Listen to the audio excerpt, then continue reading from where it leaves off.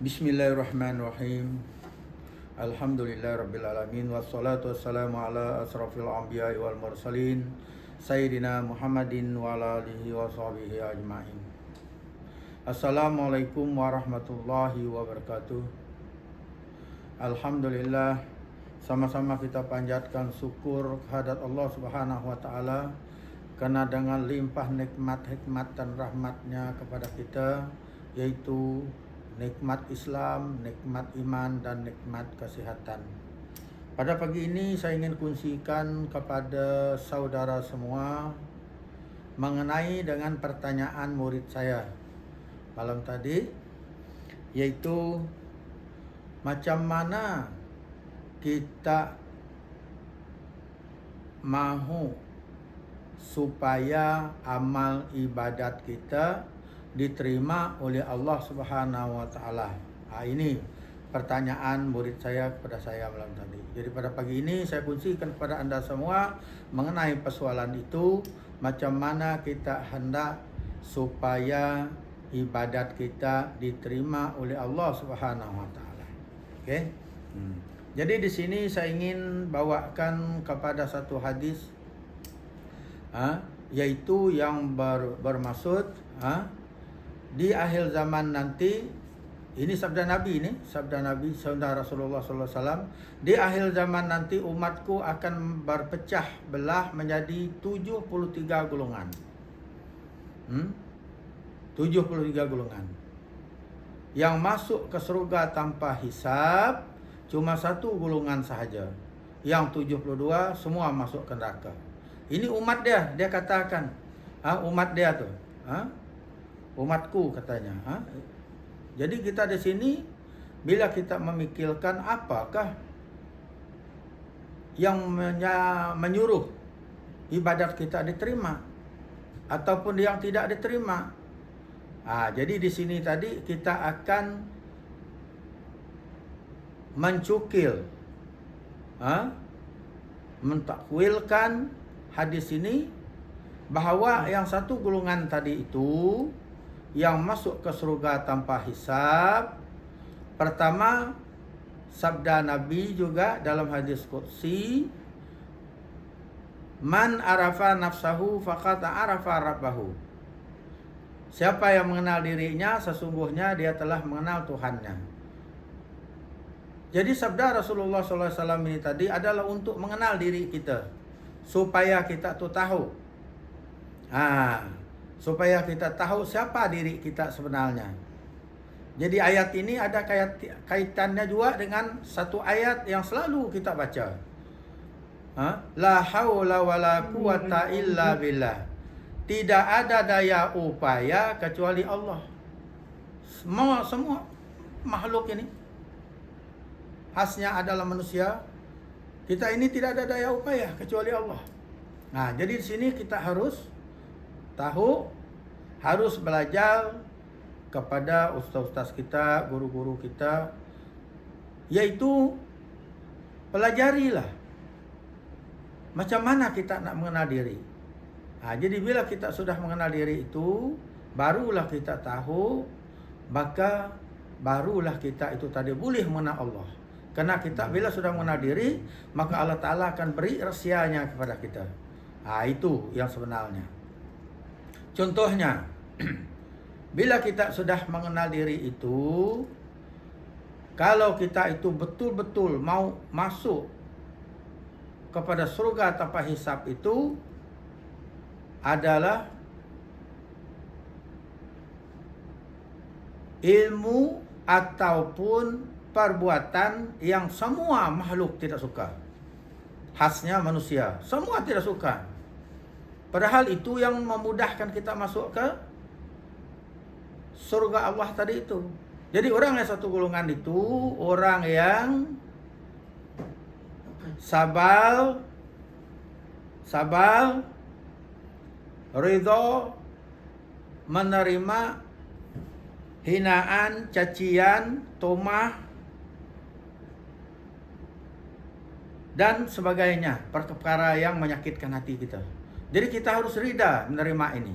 Bila kita sudah ridha, yaitu menerima cacian, tumah, dipulaukan, dibenci, dan dihina, maka kalau kita sudah betul-betul ikhlas menerimanya,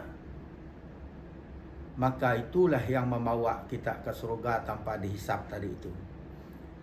Karena kalau kita sudah mengenal diri itu, maka kita tidak lagi merasa sombong. Kita tidak ada lagi merasa angkuh, tidak mau dihina, tidak mau dicaci, tidak mau ditumah, tidak mau dibenci. Tidak ada lagi itu. Karena kita merasa diri itu tidak ada. Pada diri itu yang ada itu semua sifatnya Allah. Batang tubuh kita ini adalah sifatnya af'al Allah, perbuatan Allah. Jadi sifat rohani kita itu adalah sifatnya ma'ani Allah. Itu sama basal, kalam, ilmu, kudrat, iradat, dan hayat. Yaitu mata kita basal Allah, telinga kita sama Allah, mulut kita kalam Allah, akal pikiran kita ilmu Allah, anggota kita, kekuatan kita itu kudrat Allah, keinginan hati kita mau itu mau ini itu hanyalah iradat Allah. Napas kita itu yang turun naik itu hayat Allah. Mana ada kita punya? Macam mana kita nak sombong? Macam mana kita tidak ridho, dicaci, dihina? Karena bukan kita yang ada itu.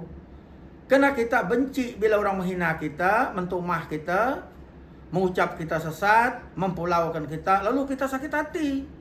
Karena kita belum kenal diri kita. Kita merasa kita ini yang diri macam Ajakin ini. Ajakin merasakan dirinya yang nampak, yang ada ini, yang wujud ini. Sebenarnya bukan. Bukan Ajakin yang wujud itu. Ruhnya itu sifat ma'ani Allah, jasadnya ini yang nampak ini sifat af'al Allah, perbuatan Allah. Mana ada kita? Karena kita tidak kenal diri lah, tidak kenal Allah lah.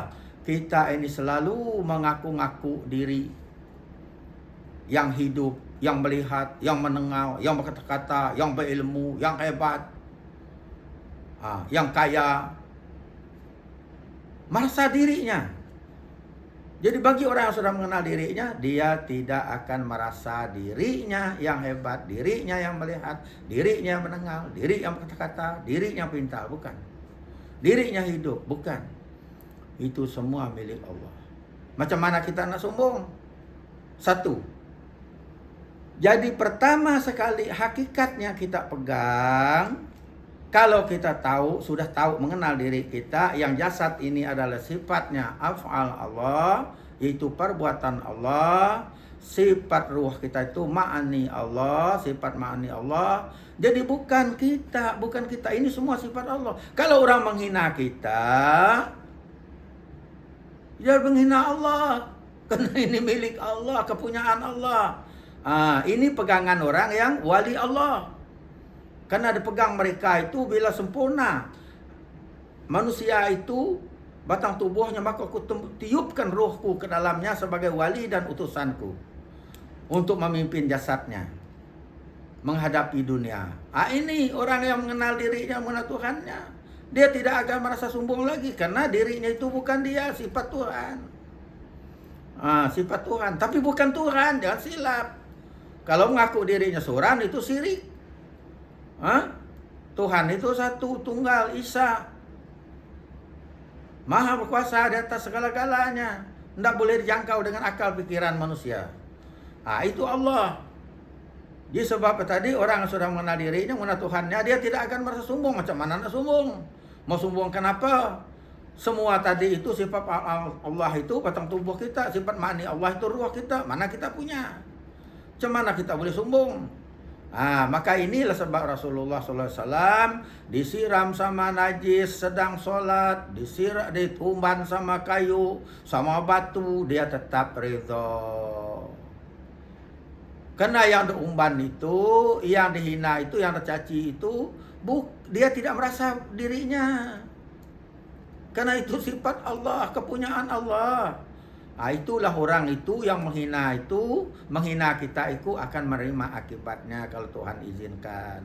Jadi daripada itu saudaraku, berhati-hatilah kita. Bila kita sudah reda macam ini, barulah ibadat kita terima, doa kita terima, apa usaha kita dan sebagainya, semua jadi. Karena kita tidak menganggap kita yang berusaha itu. Itu semua adalah sifat-sifatnya Allah yang ada pada diri kita, yaitu dua sifat Allah, sifat afal Allah, sifat ma'ani Allah. Nah, ini kita harus pegang. Sifat afal Allah itu batang tubuh kita, sifat ma'ani Allah itulah ruh kita. Di dalam itulah ada rahasia kita dengan Allah Subhanahu wa taala, sebab Allah berfirman, Al-insanu sirri wa anasiruhu. Yakinlah ini bahwa dalam diri kita ada rahasia Allah. Jangan sekali-kali kita menghina orang. Kalau kita menghina orang, kita menghina Allah. Ingat itu. Itu sebab orang yang mengenal dirinya, mengenal Tuhan dia tidak berani menghina orang. Dia tidak berani mentumah, mencaci, menyingkilkan orang. Karena dia kenal orang itu adalah kepunyaan Allah juga. Jadi ini. Kalau kita sudah pegang di sini, insya Allah sudah kita kenal, barulah semua ibadat kita tadi diterima oleh Allah Subhanahu wa taala. Jadi setakat sini saja wahai saudaraku, kalau kita mau semua ibadat kita diterima Allah, doa kita diangkat oleh Allah, dan semua usaha kita berjaya, janganlah kita anggap kita ini yang berbuat, kita ini yang berdoa, kita ini yang, itu semua adalah sifat Allah. Jadi insya Allah kita akan berjaya.